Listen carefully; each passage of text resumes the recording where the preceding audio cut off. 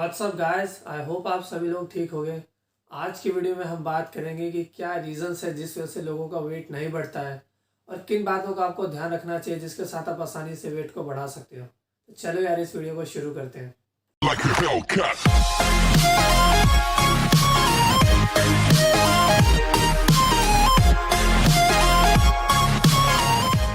तो guys, underweight का मतलब होता क्या है? अंडरवेट का मतलब होता है जो आपका बीएमआई है यानी बॉडी मास इंडेक्स जो है वो नॉर्मल से कम हो, यानी 18.5 से जो 24.9 तक होता है वो नॉर्मल बीएमआई होता है आपका। लेकिन अगर आपका उससे कम है, यानी अगर आपका 17 या 16 के करीब है तो आप अंडरवेट हो, आपका बीएमआई एवरेज से बहुत कम है। गाइस, वेट गेन करना मुश्किल इसलिए भी होता है क्योंकि हर इंडिविजुअल का जो मेटाबॉलिक रेट है वो कुछ सम पॉइंट पे फिक्स होता है। जैसे किसी का बहुत मेटाबॉलिज्म फास्ट होगा, किसी का स्लो होगा या किसी का बिलो एवरेज हो सकता है। तो ऐसे कंडीशन में जिनका वेट बहुत कम होता है या हम कहें कि वो बहुत ज़्यादा पतले हैं और वो वेट गेन करने के लिए जब ज़्यादा खाते हैं वो अपनी बॉडी से उम्मीद करते हैं उनका बॉडी का जो मेटाबॉलिज्म है वो बूस्टअप हो। वो बूस्टअप जब होता है जब उनके बॉडी के अंदर जो वेट रेगुलेटिंग हार्मोन होता है, यानी लिप्टिन, जो ऐसा हार्मोन है जो हमारे वेट को मेंटेन करता है, या ऐसा भी कह सकते हैं कि हमारी बॉडी के अंदर भूख को बढ़ाता है। इस हार्मोन को प्रोड्यूस होने में काफ़ी टाइम लगता है। ऐसा नहीं है कि हम एक अगले दिन से अगर खाना शुरू करेंगे ज़्यादा तो हमारी बॉडी में वो हार्मोन प्रोड्यूस होने लगेगा। ऐसा नहीं है, हार्मोन वो सबकी बॉडी में होता है लेकिन उसको प्रोड्यूस होने में टाइम लगता है। इस वजह से जो वेट गेन या वेट लॉस का जो प्रोसेस है वो काफ़ी लेंदी होता है और इसका रिजल्ट हमें देखने को लगभग 2 या 3 महीने के अंदर मिलता है। तो गाइस, अब हम बात करते हैं कुछ रीजंस के बारे में जिस वजह से लोगों का वेट नहीं बढ़ता है। तो पहला रीजन है ईटिंग डिसऑर्डर। ईटिंग डिसऑर्डर में एनोरेक्सिया नर्वोसा बहुत कॉमन डिजीज है। यहाँ ऐसा होता है कि जो लोग होते हैं वो अपने कैलोरीज को काउंट करते हैं पूरे दिन भर कि उन्होंने कितना खाया है, या वजन बढ़ने की वजह से वो कम खाते हैं, या ऐसा होता है कि कभी कभार वो मील्स को स्किप कर देते हैं, या वो खाना खाने के बाद वॉमिटिंग करते हैं ताकि उनका वेट ना बढ़े। तो ऐसी डिजीज जिसमें आपको लगता है कि आपका वेट ना बढ़े और इस चक्कर में आप कम खाते हो, इस डिजीज को एनोरेक्सिया नर्वोसा कहते हैं। तो गाइस, ये भी एक रीजन है जिस वजह से लोगों का वेट नहीं बढ़ता। Second is thyroid problem. Thyroid problem में क्या होता है गाइस कि जो हमारे थायराइड है वहाँ से एक ऐसा हार्मोन प्रोड्यूस होता है जो हमारे मेटाबॉलिज्म को बूस्टअप करता है, जिसकी वजह से हमें भूख लगती है। वो हार्मोन हमारे यहाँ से प्रोड्यूस होता है, बिल्कुल थायराइड के पॉइंट से। तो अगर हमारे बॉडी से अगर वो हार्मोन नहीं प्रोड्यूस होता है तो इस वजह से हमें भूख नहीं लगती है। तो इसके लिए आपको डॉक्टर को कंसल्ट करना होता है कि क्या रीज़न है जिस वजह से आपको भूख नहीं लग रही है। तो ये भी एक रीज़न हो सकता है आपके वेट गेन ना होने का। Third is lack disease. Guys, इस डिजीज में ऐसा होता है कि जब हम ग्लूटीन को अगर हम इसको कंज्यूम करते हैं ज़्यादा अमाउंट में तो उससे जो हमारा स्मॉल इंटेस्टाइन होता है वहाँ पे सूजन हो जाती है और जिस वजह से हमारा वेट गेन होने में बहुत प्रॉब्लम होता है। या हम ऐसा भी कह सकते हैं कि जिन लोगों के आंत में सूजन होती है, जिनके स्मॉल इंटेस्टाइन में प्रॉब्लम होती है, उसकी वजह से भी उनका वेट गेन नहीं हो पाता है। तो ये भी एक रीज़न होता है। या फिर इसके अलावा बहुत सारे रीजंस होते हैं, जैसे अगर मान लें किसी को डायरिया हो गया है तो उसको वेट गेन होने में प्रॉब्लम होती है। या फिर अगर आपके पेट में गैस बनती है, या इसके अलावा अगर आपको बहुत ज़्यादा बॉडी में पेन होता है, बहुत ज़्यादा थकावट होती है, या अगर शरीर में खून की कमी है, अनीमिया हो रखा आपको, तो इसके वजह से भी आपके बॉडी में वेट गेन होने में बहुत प्रॉब्लम होती है। तो गाइस, अगर ये सारे रीजंस होते हैं, या फिर इसके अलावा अगर डायबिटीज़ है किसी को टाइप 1 में, जहाँ अगर उनका ब्लड शुगर लेवल बहुत ज़्यादा हाई है तो भी उन्हें वेट गेन होने में प्रॉब्लम होगी। या फिर अगर किसी को कैंसर है या किसी भी ऑर्गन में इन्फेक्शन है, या अगर उसे लिवर में इन्फेक्शन है, तो इस वजह से भी इनको वेट गेन होने में प्रॉब्लम होती है। तो गाइस, ये थे काफ़ी सारे रीजंस जिस वजह से लोगों के वेट गेन नहीं हो पाते। लेकिन इनका सॉल्यूशन एक न्यूट्रिशनिस्ट नहीं दे सकता। इसके लिए आपको एक डॉक्टर को ही कंसल्ट करना होगा जो आपको प्रॉपर मेडिकेशन के साथ बताएगा इनका क्या ट्रीटमेंट है और इसका सॉल्यूशन क्या होगा। तो गाइस, इसके लिए अगर आप में इनमें से कोई भी अगर आपको प्रॉब्लम है ऐसी, तो आप डॉक्टर को कंसल्ट करें जिस वजह से आपका वेट गेन आसानी से हो सके। तो गाइस, अब हम बात करेंगे टिप्स के बारे में जिसके साथ हम आसानी से वेट को गेन कर सकते हैं। तो गाइस, पहला है eat more calories than you burn. इसमें गाइस, आप जितनी कैलोरीज बर्न करोगे उससे ज़्यादा आपको कैलोरीज इनटेक करनी है। जैसा कि गाइस मैंने आपको अपनी पिछली वीडियो में भी बताया था कि फास्ट मेटाबॉलिज्म होने की वजह से लोगों का वेट गेन नहीं होता। आपकी बॉडी वो जल्दी बर्न करती है जो भी आप इनटेक करते हो। तो इसका सॉल्यूशन यही है कि आपका जो बीएमआर निकल के आता है, जैसे एग्जांपल एक इंडिविजुअल का 1500 बीएमआर निकल के आता है, तो उसमें आपको 800 से 1000 कैलोरीज इनटेक ऐड करनी है। यानी अगर आपका 1500 निकल के आता है तो आपको 2300 से लेकर 2500 कैलोरीज लेनी होगी। तो अगर आप इसको फॉलो करते हो तो इससे आपका वेट गेन होने में बहुत मदद होगा। Take plenty of protein.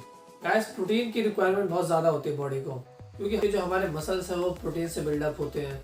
अगर हम इसके अलावा कोई भी मैक्रोन्यूट्रिएंट्स अगर हम कोई भी मैक्रोन्यूट्रिएंट्स अगर ज़्यादा इंटेक करते हैं तो वो हमारा फैट में कन्वर्ट होगा। जैसे कि अगर हम कार्ब्स ज़्यादा अमाउंट में कंज्यूम करते हैं तो जो हमारी बॉडी कैलोरीज बर्न करती है वो तो कार्ब्स बर्न हो जाएंगे, लेकिन जो एक्स्ट्रा कार्ब्स है जो हमारी बॉडी में स्टोर्ड है वो बाद में फैट में कन्वर्ट होगा। तो अगर हम अपने मसल्स को बिल्डअप करना चाहते हैं तो उसके लिए हमें प्रोटीन इंटेक अपना बढ़ाना होगा।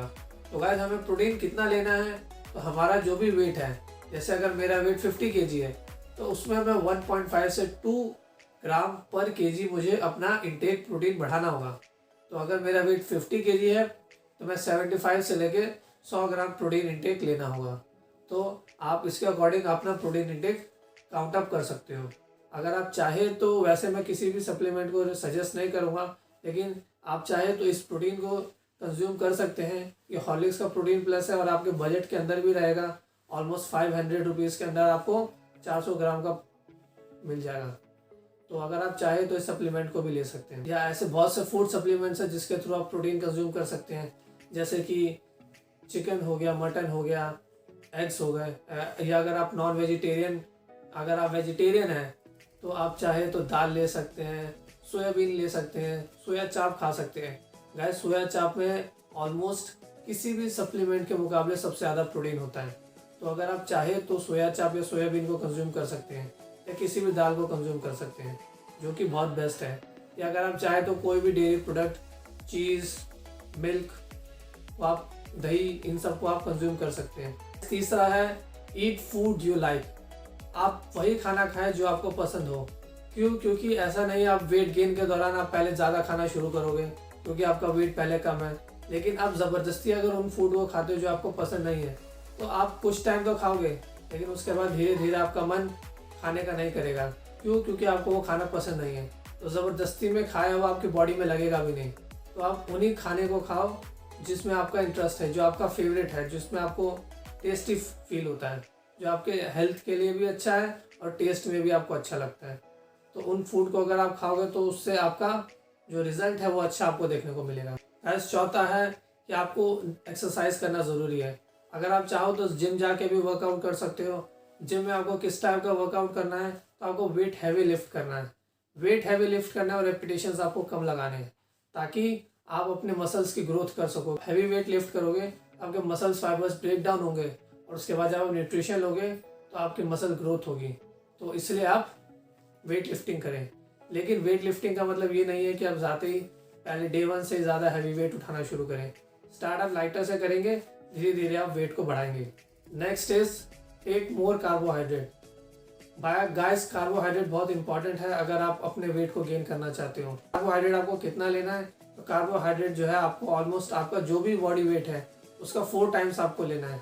यानी अगर आपका वेट 50 kg है तो आपको 200 ग्राम कार्बोहाइड्रेट लेना होगा। कार्बोहाइड्रेट किस फॉर्म में लेना है, तो कार्बोहाइड्रेट आपको गैस कॉम्प्लेक्स फॉर्म में लेना है, सिंपल फॉर्म में नहीं लेना है।